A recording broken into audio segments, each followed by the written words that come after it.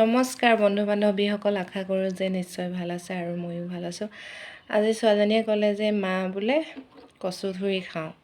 তাৰপিছত ভাবিছোঁ যিহেতু কচুথুৰি খাওঁৱেই দেখোন, আপোনালোককো দেখুৱাই দিওঁ। আহক আজি মই কেনেকৈ বনাওঁ চাবলৈ। এনেকৈ আপোনালোকে বাছে নাই? মোক কিন্তু বহুত সন্দেহ হয় ইয়াত জোক সোমাই থাকে বুলি, সেইকাৰণে এনেকৈ কৰিও উলিয়াই পেলাই চাওঁ ধুনীয়াকৈ। এনেকৈ বাছোঁ আৰু আপোনালোকে হয়তো কটাৰীয়ে কাটে, কিন্তু মই কটাৰীয়ে কেতিয়াও নেকাটো।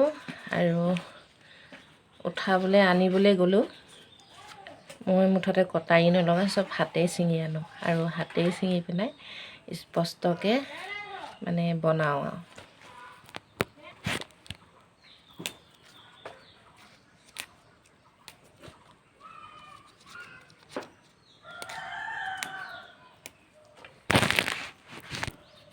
এইয়া ধুনীয়াকৈ বাছি ল'লোঁ।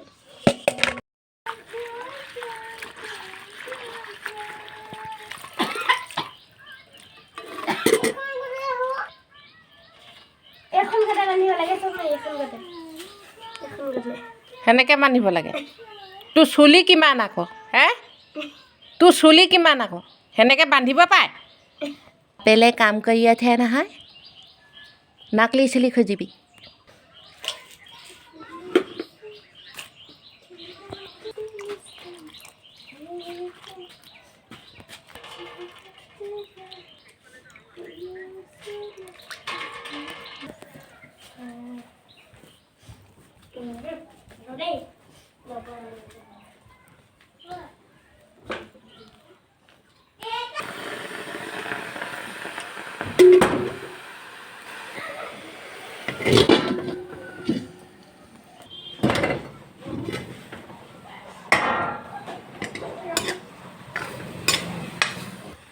আপোনালোকে পানী আগতীয়াকৈ ঢালে নেকি বাৰু?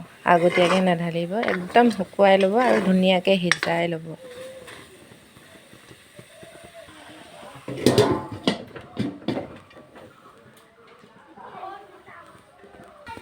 মই ঘাটনি নেমাৰোঁ, ইয়াতে এনেকৈ মিহি কৰি ল'ম। দেখিছেনে ধুনীয়াকৈ সিজিছে।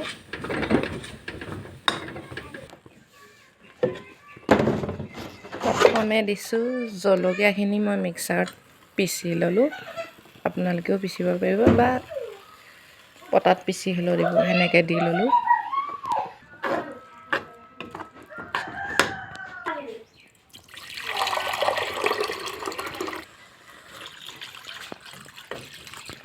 ডাঠকৈ খালে অকণমান পানী দিব আৰু পাতলকৈ খালে সৰহকৈ পানী দিব।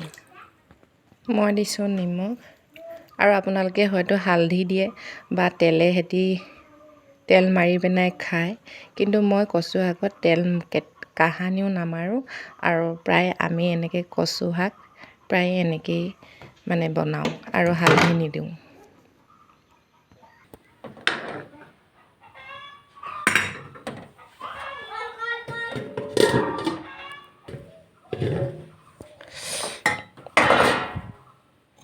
এয়া দি দিছোঁ নহৰু।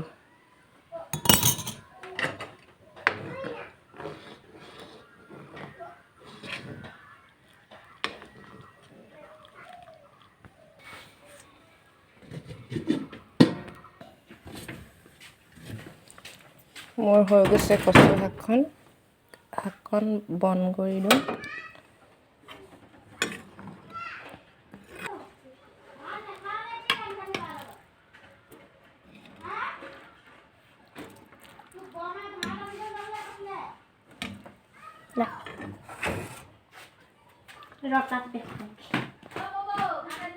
এয়া ছোৱালীজনী